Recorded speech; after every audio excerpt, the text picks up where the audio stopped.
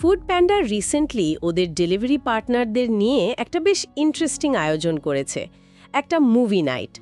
এখন প্রথম দেখায় মনে হতে পারে এটা তো একটা সাধারণ বিনোদনের ব্যাপার, কিন্তু এর পেছনে কিন্তু আরও কিছু দিক আছে। চলুন আজ আমরা এই ঘটনাটা আর এর পেছনের ব্যাপারটা নিয়ে একটু কথা বলি। ফুড প্যান্ডা দেশের বেশ বড় অনলাইন ফুড আর গ্রসারি ডেলিভারি প্ল্যাটফর্ম তারা এটা আয়োজন করেছিল। রাইডারদের জন্য ছিল এই আয়োজনটার নাম দিয়েছিল প্যান্ডা রাইডার মুভি নাইট, আর এটা হয়েছিল ঢাকার এসকেএস টাওয়ারের স্টার সিনেপ্লেক্সে। হ্যাঁ, আর ওরা কিন্তু প্রায় 200 জনেরও বেশি ডেলিভারি পার্টনারকে ইনভাইট করেছিল। হ্যাঁ, পারফরমেন্সের ভিত্তিতে বিভিন্ন জোন থেকে, তাই না? ঠিক। তবে এখানে একটা জিনিস খেয়াল করার মতো, এই আয়োজনটা কিন্তু হঠাৎ করে করা কিছু না। এটা আসলে ওদের একটা বড় প্রোগ্রাম প্যান্ডা হার্টস, তার অংশ হিসেবেই করা হয়েছে। আচ্ছা, প্যান্ডা হার্টস, ইন্টারেস্টিং নাম তো।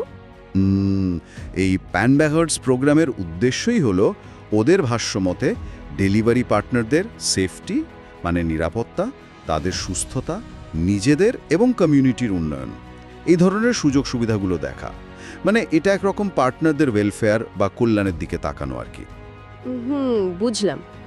প্যান্ডা হার্টস নামটা আসলে বেশ আকর্ষণীয়, কিন্তু প্রশ্ন হলো এই যে একটা মুভি নাইট, এই ধরনের এককালীন আয়োজন, এগুলো আসলে ডেলিভারি পার্টনারদের যে প্রতিদিনের চ্যালেঞ্জ সেগুলোর সাথে ডিল করতে কতটা হেল্প করে, নাকি এটা মূলত কোম্পানির নিজের একটা ভালো ইমেজ তৈরির চেষ্টা?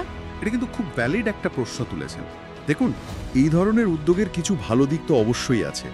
যেমন কর্মীদের কাজের একটা স্বীকৃতি দেওয়া হয়, তাদের মধ্যে একটা দলের মতো অনুভূতি, একটা কমিউনিটি ফিলিংস তৈরি হয়। আর অবশ্যই কাজের চাপের মধ্যে একটু বিনোদন তো ভালোই লাগে। কর্মীদের মোরাল বুস্ট করতে এটা অল্প সময়ের জন্য হলেও কাজে দিতে পারে।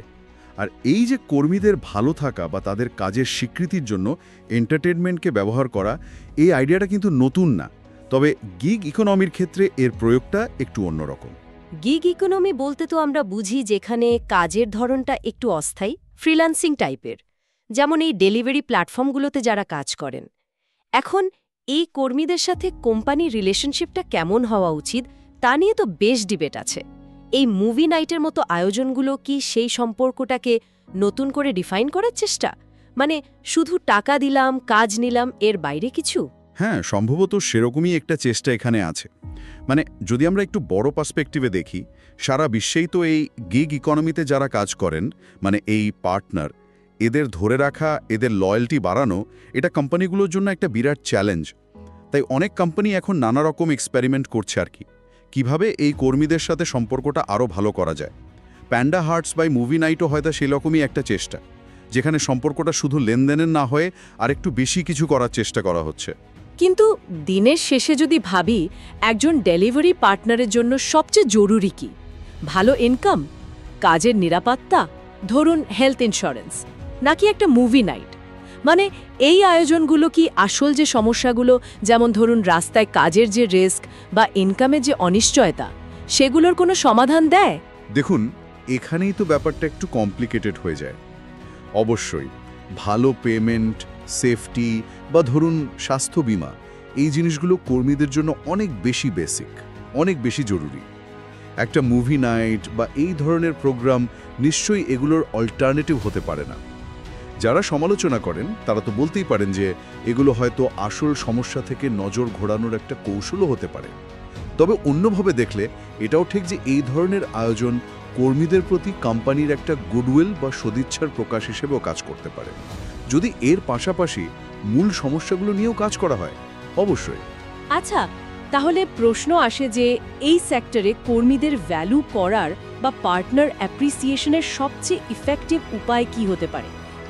শুধু এই এন্টারটেইনমেন্ট বা রেকগনিশন ইভেন্টের বাইরে গিয়ে আর কি করা যেতে পারে? আসলে অনেক কিছুই করার সুযোগ আছে। যেমন ধরুন, আরও ভালো ট্রেনিং বা স্কিল ডেভেলপমেন্টের সুযোগ দেওয়া, ইমার্জেন্সি বা আপৎকালীন সময়ে ফিনান্সিয়াল বা অন্য কোনো সাপোর্টের ব্যবস্থা রাখা, অভিযোগ জানানোর একটা সহজ আর স্বচ্ছ ব্যবস্থা তৈরি করা, আর সেগুলোর যেন দ্রুত সমাধান হয় সেটাও দেখা। অথবা ধরুন, কোম্পানির পলিসি ঠিক করার সময় পার্টনারদের মতামত নেওয়া, তাদের অংশগ্রহণ বাড়ানো। এই পদক্ষেপগুলো হয়তো একটা মুভি নাইটের মতো গ্ল্যামারাস না, কিন্তু কর্মীদের মধ্যে লং টার্ম লয়্যাল্টি তৈরি করতে বা তাদের কাজের পরিবেশ ভালো করতে কিন্তু অনেক বেশি এফেক্টিভ হতে পারে। তার মানে এই যে আয়োজনগুলো যেমন মুভি নাইট এগুলোর আসল কার্যকারিতা নির্ভর করছে এগুলো কি একটা বৃহত্তর কমিটমেন্টের অংশ নাকি বিচ্ছিন্ন ঘটনা সেটার উপর। একা দেখলে হয়তো এর মানেটা খুব সীমিত, কিন্তু যদি এটা কর্মীদের ভালো থাকার জন্য কোম্পানির সামগ্রিক চেষ্টার একটা পার্ট হয় তাহলে হয়তো এর ভ্যালুটা অন্যরকম। একদম ঠিক বলেছেন। আর এখানেই আসলে আমাদের আজকের আলোচনার শেষ পয়েন্টটা চলে আসে। এই ঘটনাটা আমাদের একটু ভাবতে বাধ্য করে যে এই যে নন ট্রেডিশনাল ওয়ার্কফোর্স মানে গিগ ইকোনমির কর্মীরা, এদের প্রতি কর্পোরেট কোম্পানিগুলোর অ্যাপ্রোচ বা কৌশল ভবিষ্যতে কেমন হতে পারে। এই সম্পর্কটা কি কেবলই ট্রানজ্যাকশনাল মানে লেনদেনের থাকবে, নাকি এখানে পারস্পরিক দায়িত্ববোধের জায়গা থেকে নতুন কোনো মডেল তৈরি হবে? এই প্রশ্নটা কিন্তু সামনের দিনের কাজের দুনিয়া বোঝার জন্য খুব গুরুত্বপূর্ণ।